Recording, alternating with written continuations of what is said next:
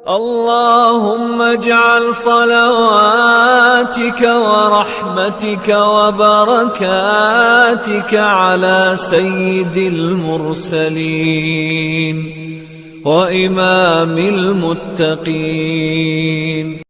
مشورہ وہ نہیں کرتا جو اپنے آپ کو فنٹر سمجھتا ہے. وہ کہتا ہے میں نے ہر پہلو سے غور کر لیا ہے. بھائی ہو سکتا ہے بہت سے پہلو آپ کے سامنے ہو ہی نہیں.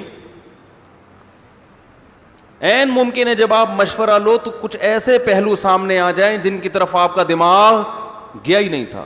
ہمارے نبی صلی اللہ علیہ وسلم نے صلح حدیبیہ کے موقع پر جب مشرکین مکہ سے ایگریمنٹ کیا, مشرکین نے کہا آپ اب احرام کی حالت میں آ چکے تھے, آپ اس سال عمرہ نہیں کر سکتے.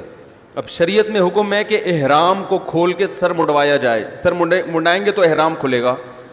اب نبی صلی اللہ علیہ وسلم نے صحابہ کو حکم دیا سر مڈالو اور احرام کھول دو. یہ ایسے ہی جیسے نماز میں نیت توڑنے کا کسی کو کہا جائے, مشکل کام ہوتا ہے نا. تو صحابہ نے کہا ہم نے احرام میں آ گئے, عمرہ کیے بغیر تو احرام کھول نہیں سکتے نا, اب کیسے کھول دیں احرام, دم بھی دینا پڑتا ہے اس میں اور عمرہ بھی واجب ہو جائے گا. تو ایک عبادت کو ادھورا چھوڑ کے ہم کیسے احرام کھول دیں, سر منڈا کے ابھی عمرہ کیا نہیں ہے اور احرام میں آ کے ہم کیسے احرام کھول دیں, کیونکہ پہلے زندگی میں کبھی ان کے ساتھ ایسا ہوا نہیں تھا. اور کھولے بھی مشرکین کے کہنے پر, کافروں کے کہنے پر, اور ان کا کوئی مطالبہ بھی معقول نہیں ہے, سارے غلط مطالبے. تو ان کے غلط مطالبے بھی مانیں اور عمرہ بھی چھوڑ دیں اور احرام بھی اتار دیں. تو نبی صلی اللہ علیہ وسلم نے حکم دیا, صحابہ کی نہیں دل مائل ہو رہا تھا, تو آپ نے اپنی زوجہ سے مشورہ لیا کیا کریں. انہوں نے فرمایا یا رسول اللہ آپ ان کو حکم نہ دیں, خود سر منڈا کے احرام کھول دیں, آپ کی دیکھا دیکھی یہ کر لیں گے. کہیں نہیں ان کو, عمل کر کے دکھائیں. کیونکہ ان کے ذہن میں یہ آ رہا تھا نا کہ یہ تو ایک غلط کام ہے, تو جب نبی کو دیکھیں گے کرتا ہوا تو بھائی نبی سے زیادہ پرہیزگار کون ہو سکتا ہے. تو جتنا بھی آپ ان کو کہتے رہیں گے یہ نہیں مانیں گے. تو آپ صلی اللہ علیہ وسلم نے اپنی زوجہ سے مشورہ لیا, انہوں نے مشورہ دیا کہ ایسا کہیں. پیغمبر خدا ہو کر بھی مشورہ لے رہے ہیں کہ بھائی کوئی ممکن ہے ان کے ذہن میں کوئی ایسی بات آ جائے جو میرے ذہن میں نہیں ہے.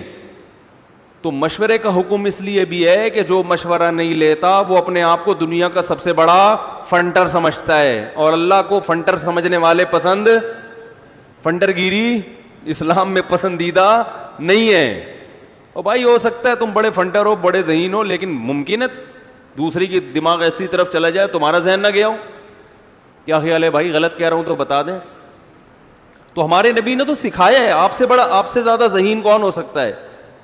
تو آپ صلی اللہ علیہ وسلم نے یہی مشورہ پر عمل کیا کہ بھائی کہنے کا فائدہ نہیں ہے, سر مڈا لو. جب صحابہ نے دیکھا نبی نے سر مڈا لیا تو بہت سب نے سر مڈانا شروع کر دیا, سب نے حرام کھول دیا. تو ہم ہوتے استخارہ, ہر چیز میں استخارہ, استخارے پر فیصلے ہو رہے ہیں. کیونکہ زیادہ تر لوگ استخارہ کرتے ہیں شادی بیاہ کے موقع پر اور بیڑا غرق کر رہے ہیں. زیادہ تر نکاح کے موقع پہ استخارے نکال کے رشتوں کا بیڑا غرق کیا جا رہا ہے. یہ تو بہت ہو رہا ہے. اچھا بھلا رشتہ آیا بہن کے لیے, بیٹی کے لیے, استخارے میں نہیں آیا, ٹھیک ٹھاک رشتے کو چلتا کر دیا, کسی مکھنچو سے شادی کر دی کیونکہ وہ استخارے میں آ گیا تھا. میں پتہ نہیں کیوں نہیں آ رہا استخارے میں, سمجھ میں نہیں آ رہا ہے بھائی. اچھا خیر, تو پتہ نہیں لوگ بیوقوف کیسے بناتے ہیں. تو یہ بیوقوف بناتے ہیں کیوں بتا رہا ہوں. تو یہ مزاح کر رہا ہوں, اس کو سیریس نہ لیں بھائی. تو استخارہ نکالا,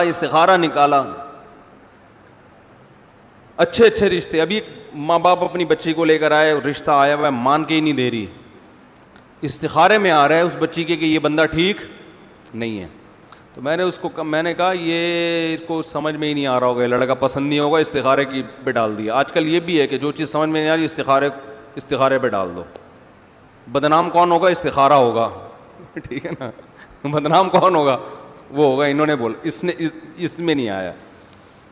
تو مسلمان گراؤنڈ ریئلٹی کو دیکھ کے فیصلہ کرتا ہے, استخاروں کی بیس پہ فیصلہ نہیں کرتا. استخارہ کرتا ہے اللہ سے مدد مانگنے کے کہ بھائی اے اللہ ہم نے پورے اسباب اختیار کر لیے, فیصلہ کرنا تو ہمارے اسباب سے ہوتا کچھ نہیں ہے, ہمارے اسباب سے ہوتا کچھ نہیں ہے, ہم نے تو سب کچھ کر لیا, اب مدد کون کرے گا؟ تو اس کے لیے استخارہ کیا جاتا ہے کہ اصل فیصلہ تو تیرا ہے. ہو سکتا ہے میں سچ صحیح سوچ رہا ہوں لیکن وہ غلط ہو, اور جس کو میں غلط سمجھ رہا ہوں ہو سکتا ہے وہ صحیح ہو. تو بس تو کہیں میں نے تو جو کرنا تھا کر لیا, اب تو وہ کرا جو تیرے علم میں بہتر ہو, کرانا وہی تو نے, ٹھیک ہے نا, میرے فیصلوں پہ نہ جانا. تو ہمارے نبی نے غزوہ خندق میں مشورہ لیا صحابہ سے. تو اور دوسرا مشورے کا اصول یہ ہے کہ مشورہ اس سے لیا جائے جو اس فیلڈ میں ماہر ہو. سمجھ میں آ رہی ہے بات؟ جنگ لڑنی ہے, مشورہ حکیم سے لے رہے ہیں. مشورہ کس سے؟ وہ غزوہ خندق میں آپ صلی اللہ علیہ وسلم نے جنگ میں قبائل کی جنگ کو روکنا تھا نا, دفاع کرنا تھا. تو یہ نہیں کہ عرب کے جتنے حکیم ہیں, ایران کے جتنے حکیم ہیں سب کو بلا لیا ہو, ایسا نہیں ہے.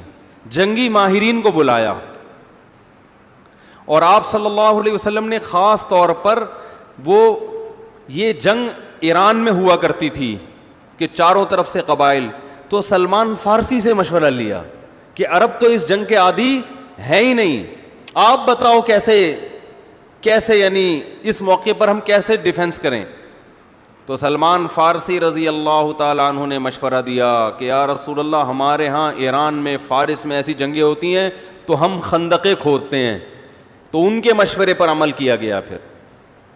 تو اس لیے ہمارے جو بھی فیصلے ہوں میرے بھائی گراؤنڈ ریئلٹی کو سامنے رکھ کے ہونے